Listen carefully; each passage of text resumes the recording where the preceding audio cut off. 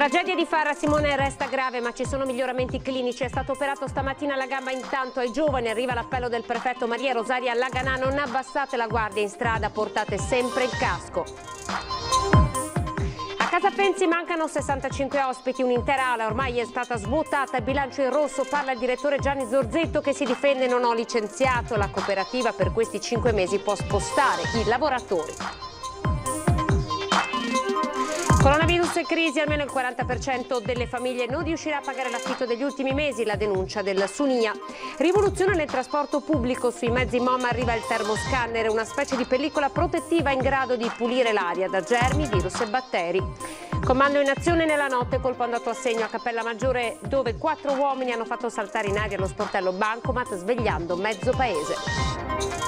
Simonetta Rubinato, ex parlamentare del PD, rompe gli indugi, correrà in solitaria per le regionali, mentre il consigliere comunale Davide Acampora, nonostante le richieste di Forza Italia, fa un passo indietro.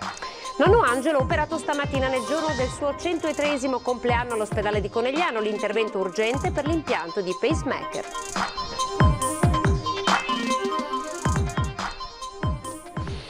Buonasera, ben ritrovati in diretta come sempre con l'informazione di TG Treviso. Allora, in apertura avete sentito, andiamo nuovamente a Maser, dove ieri sono stati celebrati i funerali di Vittoria De Paoli, la 14enne morta nel tragico incidente di sabato scorso in scooter. Abbiamo delle novità per quanto riguarda le condizioni di salute del ragazzo che era alla guida del mezzo. Simone questa mattina è stato operato.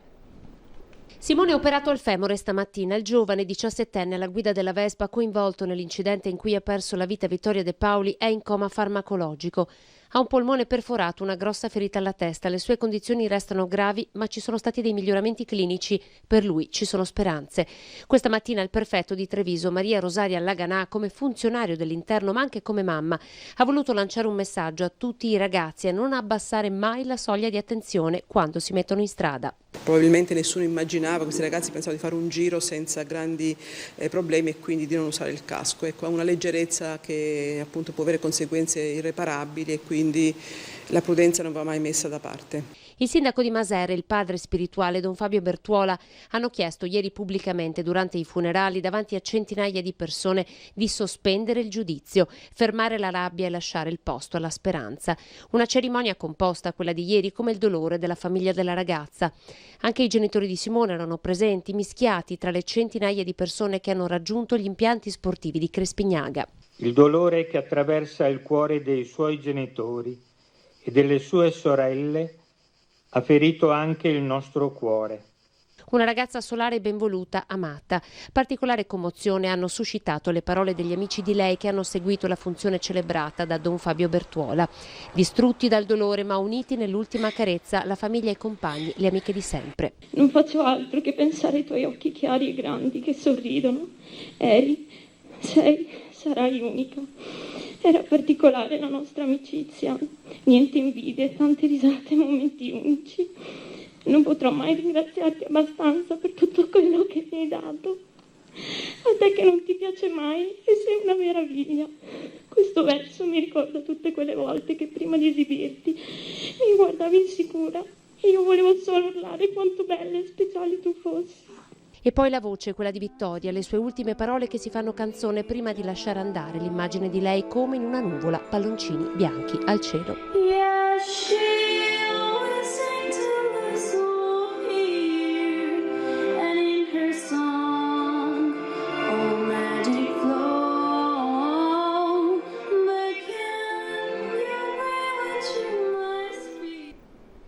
Ora ci spostiamo a Colegnano per parlarvi di Casa Fenzi, calunniato sui social network. Il direttore Gianni Zorzetto, amareggiato, risponde: non ho licenziato nessuno, e parla della cooperativa. Sentite intanto in quale situazione versa l'IPAB di Conegliano. Ci mancano 65 persone, 65 ospiti, perciò è un'emergenza.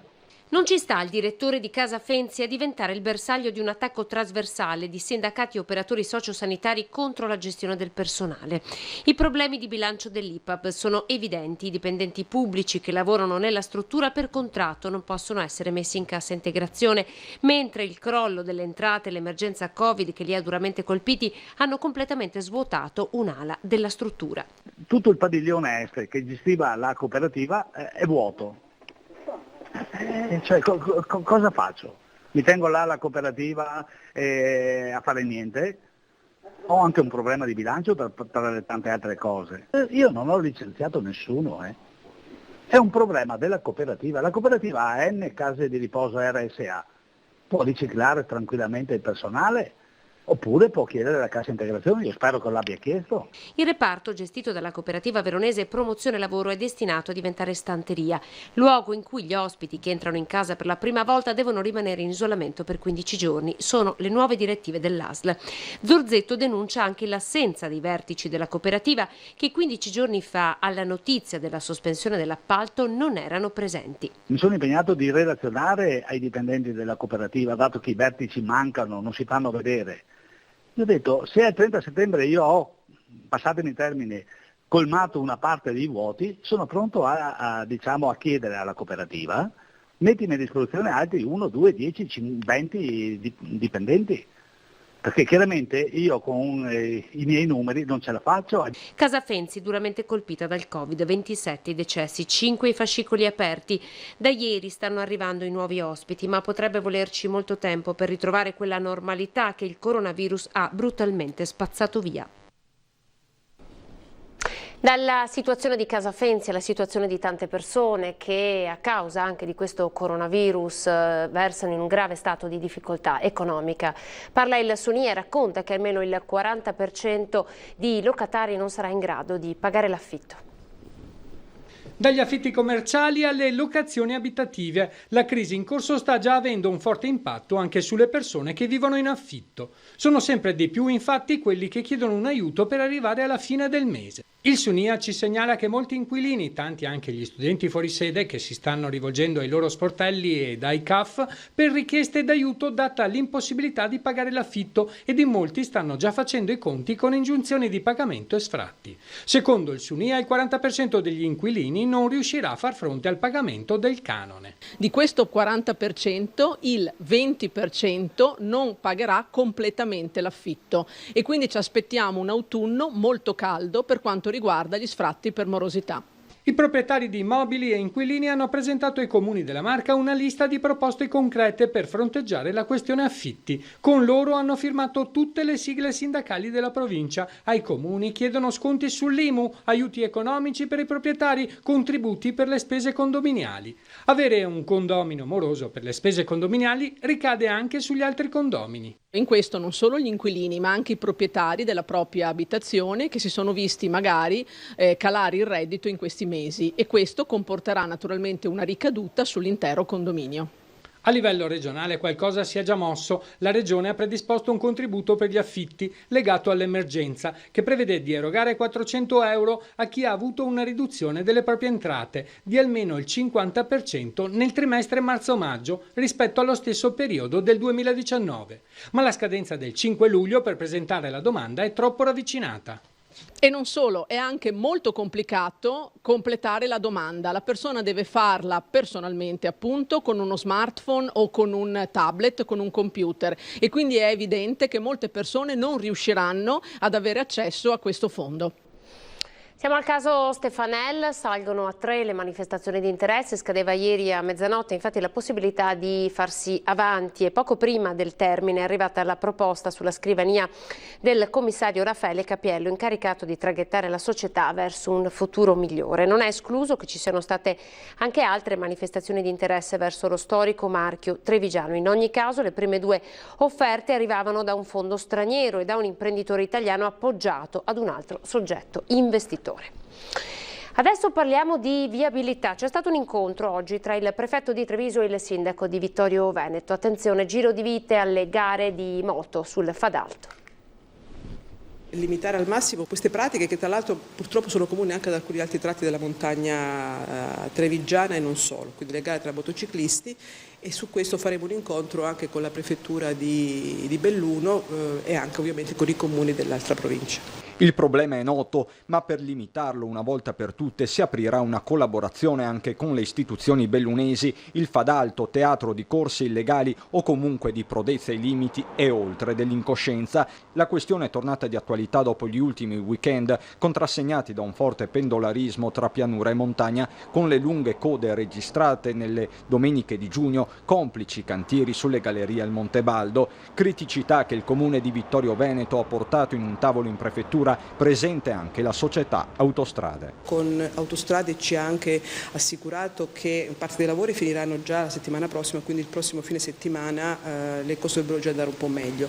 Ci saranno altri lavori sull'altro lato della galleria, diciamo l'altra canna, e questo impegnerà per almeno altri 2 weekend che potrebbero quindi creare dei problemi. La motivazione è stata data è questa, che è stato deciso a livello ministeriale di fare un'indagine su circa 500 gallerie in modo da poterle analizzare più a fondo con metodiche innovative per questioni di sicurezza. Di certo nell'ultima domenica ha aiutato anche l'atteggiamento degli automobilisti. La gente ha cominciato a scendere un'ora prima della media delle altre volte, anche questo ha concorso un po' al miglioramento. E adesso continuiamo a parlare di viabilità, ma in particolar modo vi raccontiamo il nuovo progetto Viaggio Sicuro presentato da MOM. Sostanzialmente all'interno degli autobus sarà posizionato un termoscanner e poi una particolare pellicola in grado di proteggerci da germi e batteri. Guardate.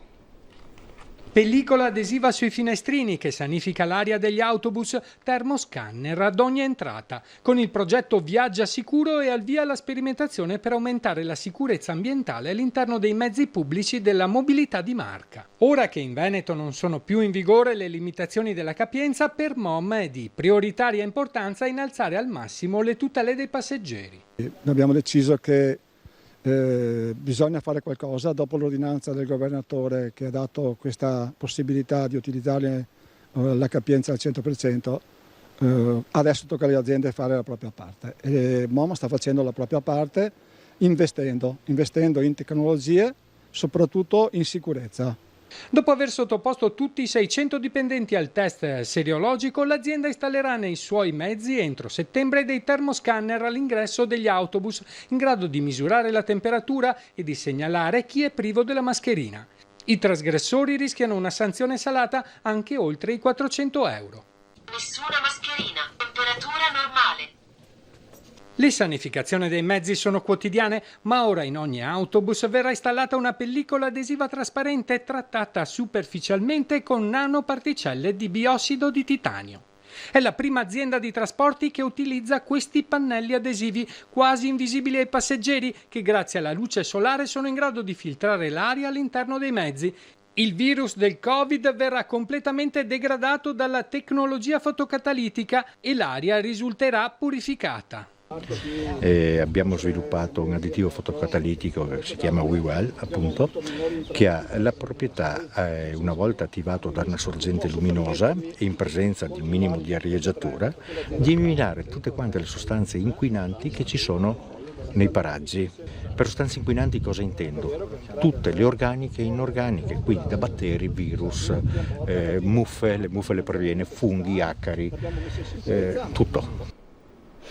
Siamo alla pagina della cronaca, colpo andato a segno a Cappellamaggiore, un comando di 4 uomini ha fatto saltare il bancomat, più di 30.000 euro il bottino. 2 bei botti forte, non era colpi di fucile, ma bensì erano colpi di qualcosa che non riuscito a capire cos'era, però erano le esplosioni. 2 le esplosioni che hanno squarciato la notte di Cappella Maggiore. La prima ha fatto saltare in aria la porta bussola della filiale della Banca Prealpi, la seconda il bancomat. Non sono andati certo per il sottile i 4 uomini del comando entrati in azione alle 3 di notte, 3 a terra, 1 alla guida, tutti da una prima ricostruzione travisati. 34.000 euro il bottino prelevato prima di darsi alla fuga a bordo di una berlina BMW di colore scuro. Visto il trambusto che ha tirato giù dal letto mezzo paese, l'allarme è partito immediatamente. Sul posto i carabinieri di Cordignano e del nucleo operativo e radiomobile di Vittorio Veneto, che stanno anche portando avanti le indagini. Si potrebbe trattare di un gruppo già operante nel Veneto orientale tra Venezia e Friuli Venezia Giulia. I militari stanno acquisendo le immagini delle telecamere che sorvegliano la piazza, dove per tutta la giornata i resti del colpo hanno testimoniato la nottata da Far West. Condannata a oltre 17 anni di carcere la banda dei 100 furti che, una volta arrestata, portò i poliziotti della squadra mobile nel nascondiglio in cui custodiva 1,3 kg di oro, gioielli, pistole rubate nelle abitazioni di Friuli e Veneto tra fine 2018 e 2019. I 3 uomini stranieri, 2 di 27 anni, 1 di 36, sono comparsi con rito abbreviato davanti al Tribunale di Pordenone, che li ha ritenuti responsabili dei colpi tra novembre 2018 e gennaio 2019 in diverse abitazioni di Pordenone, Sacile, Prata, in provincia di Treviso, Follina, Vittorio Veneto, Conegliano, Maredon di Piave, Susegana, Gaglierine, Codognè, Belluno e Miane. La banda aveva rubato gioielli, preziosi orologi, denaro contante e armi per un valore che è stato stimato intorno al 1 milione di euro. La stazione dei Carabinieri di Castelfranco Veneto ha deferito in stato di libertà per furto aggravato in concorso un 20enne di Resane e un 18enne di Tre Baseleghe. Gli indagati la notte del 4 giugno scorso in centro a Castelfranco hanno rubato un ciclomotore Malaguti F12 di proprietà di uno studente 17enne del posto, dopo averne forzato il blocco sferzo. Le indagini svolte dai militari dell'Arma hanno permesso di identificare gli autori del furto e di ritrovare all'interno del capannone, nella disponibilità di uno dei 2 indagati, il ciclomotore, che è stato poi restituito al legittimo proprietario. Pagina politica, parliamo con Simonetta Rubinato che rompe gli indugi e annuncia una corsa in solitaria. Chi invece si tira indietro e si chiama fuori dalla partita è il consigliere Davide Alcampora. Simonetta Rubinato, cosa fa per le elezioni regionali? Lo decideranno i cittadini veneti. C'è un gruppo di persone che mi chiede di mettermi in gioco. Simonetta Rubinato, già parlamentare del Partito Democratico ed ex sindaco di Roncade, rompe gli indugi e inizia il suo cammino per la regione. E lo inizia in solitaria nonostante dal PD, ma anche da altri partiti, arrivino da tempo segnali di attenzione. In questo momento c'è un dialogo aperto rispetto ai temi che per noi sono importanti, però poiché vogliamo essere autonomi, noi ci stiamo attrezzando per raccogliere le firme. Per questo dicevo, dipende dai veneti se ci saremo o no. 3.000 firme non spaventano chi nella scorsa tornata è stata ad un passo da sfidare Luca Zaia, quando a lei all'interno del Partito Democratico preferirono l'attuale europarlamentare Alessandra Moretti.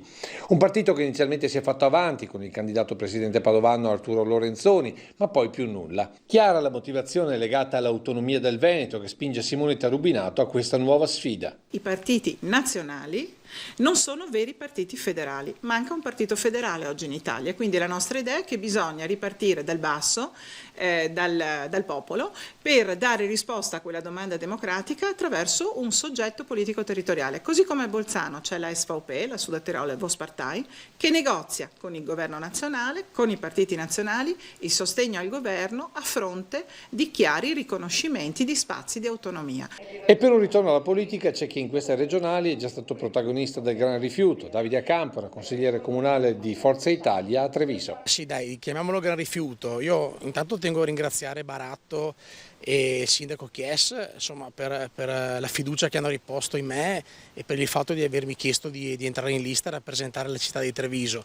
Tuttavia, come ho detto a loro, c'è un tempo per ogni cosa e credo che anche per un politico come me, insomma, che ha fatto un'esperienza comunque in opposizione 5 anni in Consiglio Comunale, adesso è il secondo anno in maggioranza, ci sia ancora tanta strada da fare. Bisogna essere preparati più che altro, perché poi una volta eletti bisogna anche dare delle risposte ai cittadini. Lei dice, insomma, non ci deve essere il pressapochismo soprattutto in regione. No, il pressapochismo infatti è quello che caratterizza per esempio molti deputati dei 5 Stelle per esempio, molti politici dei 5 Stelle che dall'oggi al domani si sono trovati da disoccupati a fare i parlamentari, a fare i consiglieri o a avere comunque cariche di prestigio. Bisogna essere preparati, bisogna dare tempo al tempo e fare in modo che comunque si possa imparare prima di poter prendere delle decisioni importanti. Ecco. Nuova proroga per l'ordinanza anti-alcol voluta dal sindaco Conte, i gestori però chiedono più elasticità, intanto la superficie di plateatici per il centro di Treviso è da record 1600 metri quadrati. Ci vuole un'ordinanza precisa e su questo devo apprezzare il lavoro fatto dall'amministrazione di Treviso e ci vuole tolleranza, ci vuole prevenzione più che repressione. Prevenzione più che repressione, questo è l'auspicio di Ascom dopo che Casugana ha prorogato fino a metà luglio l'ordinanza anti-alcol adottata all'inizio della fase 3, ovvero l'obbligo per i gestori e gli avventori rispettivamente di somministrare e consumare bevande entro le aree autorizzate dei locali e nei plateatici, prescrizioni valide dalle 21 alle 3 di notte con maxi multe dai 400 ai 3.000 euro fino alla chiusura del locale. La misura era stata concordata anche con le associazioni di categoria, le prime a essere responsabili in questa fase, ma di contro si chiede per l'appunto elasticità. Però noi chiediamo alle forze dell'ordine e alle amministrazioni un'attenzione particolare perché dobbiamo anche educare i nostri ospiti a questa nuova modalità che ha bisogno di un po' di tempo. Nelle prime settimane di ordinanza poche le contestazioni, da qui il grazie del sindaco ai baristi trevigiani. Io ringrazio i titolari dei locali perché sono molto collaborativi, tant'è che nei primi 15 giorni di ordinanza ci sono stati soltanto 3 casi di criticità, mentre tutti gli altri hanno seguito scrupolosamente l'ordinanza. Ad aiutare il clima di certo le misure adottate per l'allargamento dei plateatici. Vedo che la città è strapiena di tavolini, tant'è che abbiamo autorizzato 1600 metri quadri di plateatici, una città che rivede nei plateatici proprio una nuova ripartenza e di questo sono davvero contento. Pochi secondi di pubblicità.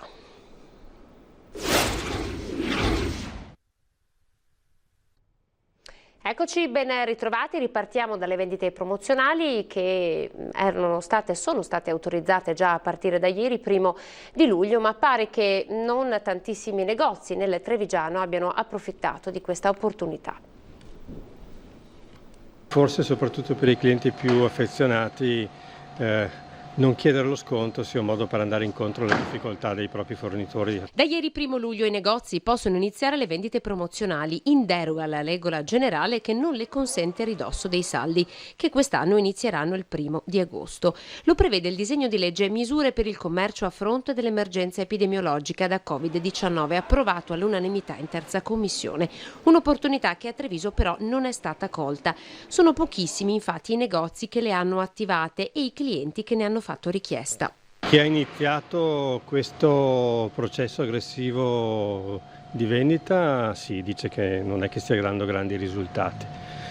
Sento tra l'altro anche alcuni colleghi che invece mi dicono esattamente l'opposto, che i clienti non chiedono sconti, forse sono consapevoli del fatto che in questo momento bisogna lavorare con un margine il più ampio possibile per riuscire a superare un periodo complicato. Perché senza margine le imprese non stanno in piedi. Spiega il presidente di Federmoda, Guido Pomini, che il Covid ha contribuito a sostenere il commercio di vicinato, riavvicinando paradossalmente consumatori e negozi di quartiere. Molti aspetteranno quella data, ma non tanto per portare a casa qualche occasione in più, ma credo proprio per sostenere soprattutto il commercio di vicinato.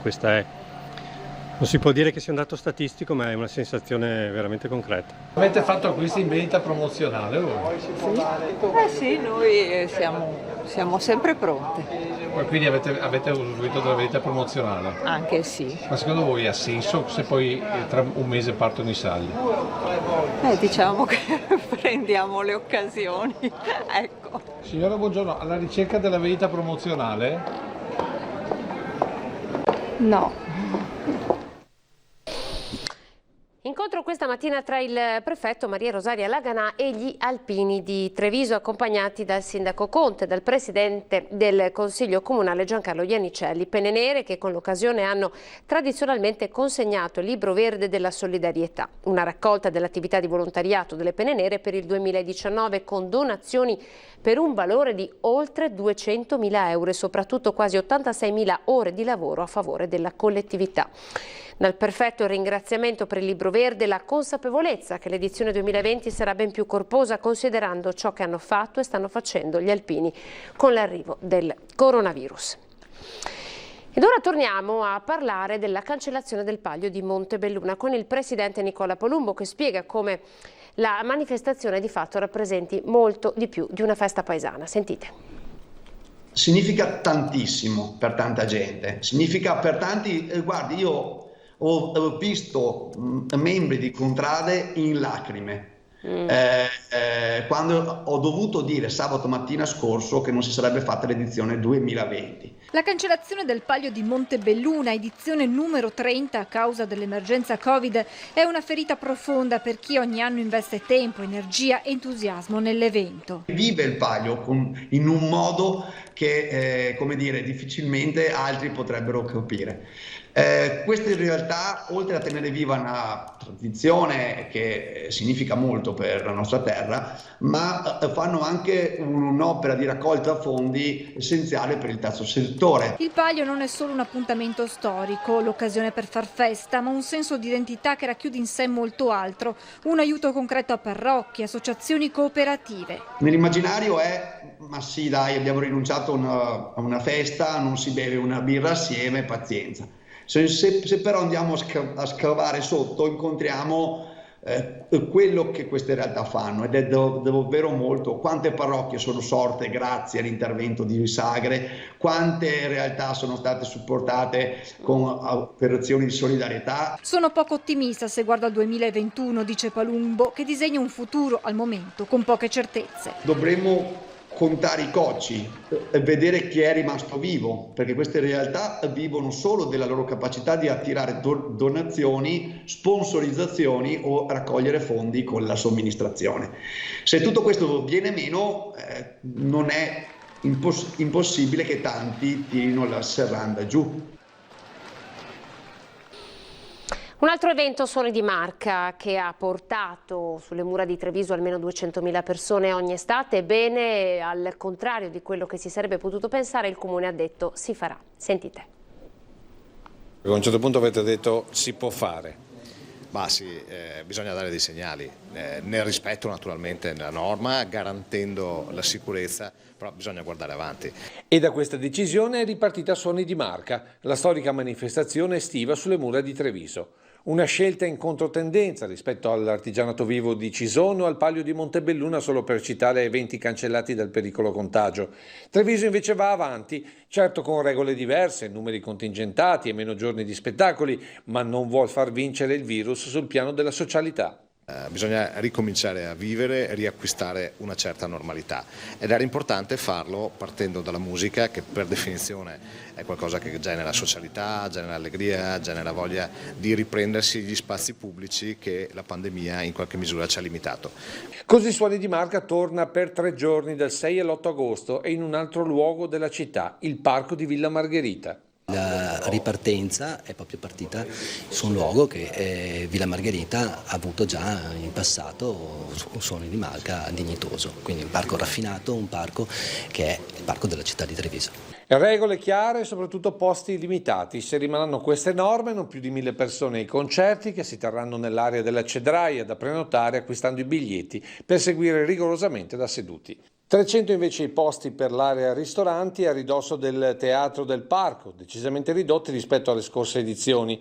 Senza numeri fissi invece, ma comunque controllato sullo stile del mercato settimanale, l'afflusso delle bancarelle posizionate attorno alla fontana a ridosso dell'entrata fissata da Viale Felicent, mentre l'uscita, nel rispetto delle regole, sarà verso Villa Braida, oggi sede di Linea d'Ombra e abitazione di Marco Goldin. Raggiungere le 2000 presenze quotidiane sarebbe già un bel traguardo, secondo Paolo Gatto, per una sfida a tornare per quanto possibile alla normalità, perché come hanno sottolineato il vice sindaco e l'organizzatore, il virus non deve vincere. e quindi aspettiamo appunto che Treviso risponda a Suoni di Malca anche quest'anno. E adesso andiamo a Santa Lucia di Piave, apre i battenti domani una fiera, benessere e bio, anche qui un modo di reagire al Covid, tutte le prescrizioni di sicurezza ovviamente saranno rispettate, ma insomma finalmente si può tornare a frequentare un evento fieristico. Fiere per un consumatore comunque ricercato, per chi apprezza il mondo della salute e del benessere, sia psico che fisico, e quindi tutti quelli che saranno prodotti naturali, prodotti biologici, prodotti a chilometri zero. Nemmeno a dirlo, il primo quartiere fieristico a riaprire nel Triveneto dopo l'emergenza Covid parla di bio e benessere.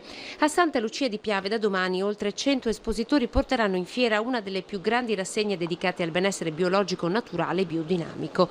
Dalle erbe del Cansiglio raccolte a oltre 1000 metri di altezza, le componenti della medicina naturale, dimostrazioni sul campo, artigianato, minerali, cristalloterapia, arredamento, tessuti, erboristeria. Sappiamo che quando siamo in benessere e in equilibrio stiamo anche meglio, abbiamo delle difese immunitarie migliori e possiamo anche difenderci in modo migliore dagli agenti esterni. È una fiera dedicata a tutti, soprattutto in un momento particolare in cui è quanto mai necessario sapere da dove arrivano i prodotti. Pertanto loro lo sanno e affidarsi a loro vuol dire affidarsi a un professionista. Stand ma anche area street food con prodotti sempre legati ad una filiera certificata. In un settore specifico si illustreranno le tecniche più aggiornate di recupero e riciclo di ogni genere di materiali. Insomma, benessere a 360 gradi. Per seguire le conferenze sarà necessario prenotarsi. Tra una conferenza e l'altra c'è la sanificazione della stanza. All'ingresso sarà misurata la temperatura, vigeranno le norme di distanziamento sociale, controlli sull'affluenza. Da domani a domenica, da mattino a sera, apertura non stop, proprio per consentire di gestire l'afflusso di gente. Sono tutti espositori seri, professionali e che meritano tutta la mia stima, proprio perché in questi mesi, nonostante tutto, la voglia di lavorare l'hanno sempre avuta e la voglia di ricominciare era infinita. Vi facciamo vedere nonno Angelo, che oggi ha compiuto 103 anni e come regalo di compleanno ha un pacemaker. È stato operato all'ospedale di Conegliano, reparto di cardiologia. L'intervento è stato eseguito senza nessuna complicanza presso, come dicevamo, la cardiologia del dottor Roberto Mantovan. Nella foto lo vediamo insieme al simpaticissimo nonno Angelo, pronto per le dimissioni. E ora le notizie che arrivano dal Bellunese.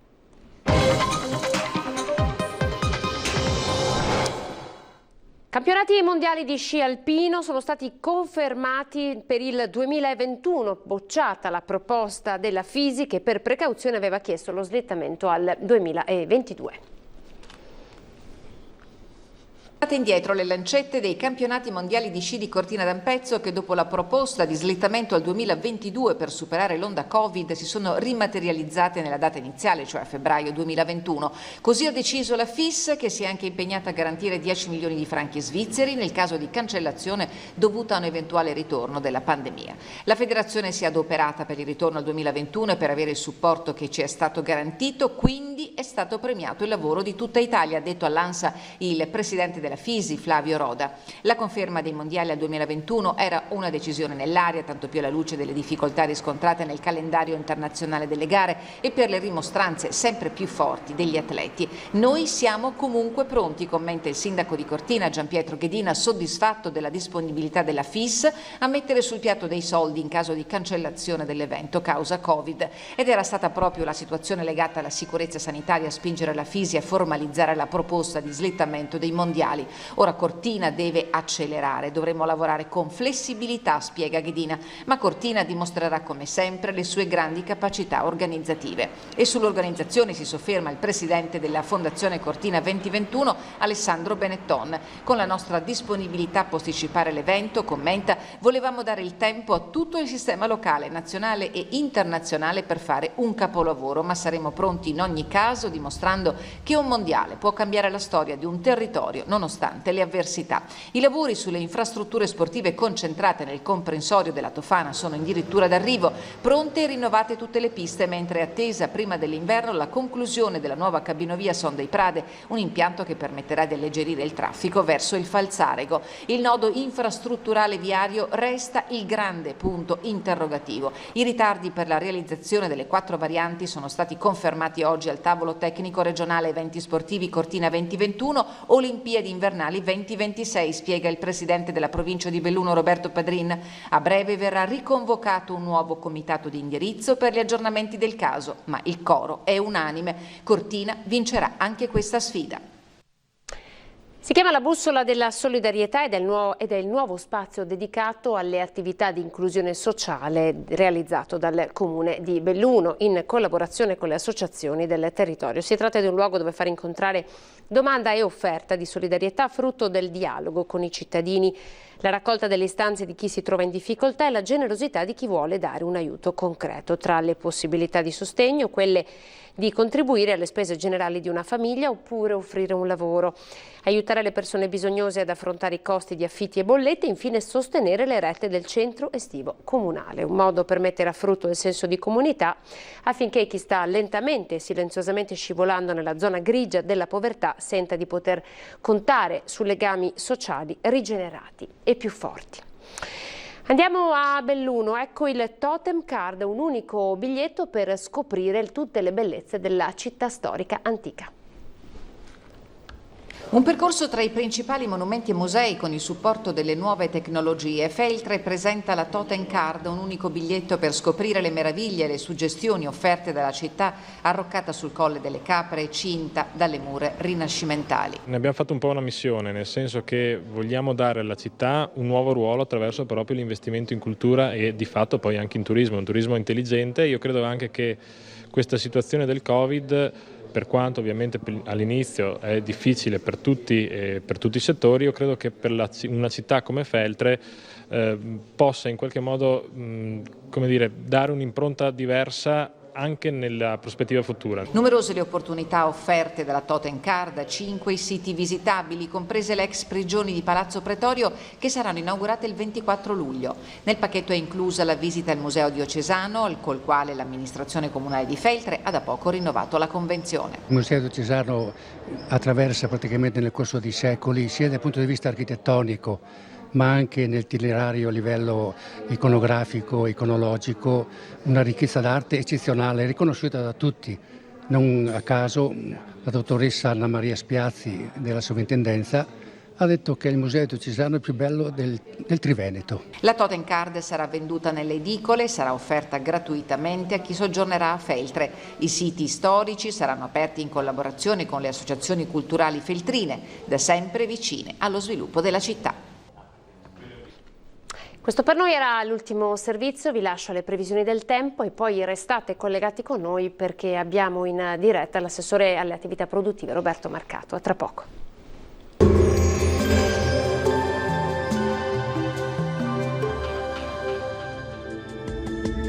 Benvenuti al meteo. L'alta pressione lascia il passo ad una intensa perturbazione temporalesca che nella giornata di venerdì 3 luglio investirà il nostro territorio. Nel dettaglio sul Veneto cambia decisamente il tempo, è atteso infatti un vistoso peggioramento con cielo coperto e piogge diffuse. Sin dal mattino avremo precipitazioni anche abbondanti e non si escludono delle grandinate, dunque attenzione. Temperature in lieve calo, minime tra i 16 e i 22 gradi, valori massimi compresi invece tra i 22 e i 30 gradi all'incirca.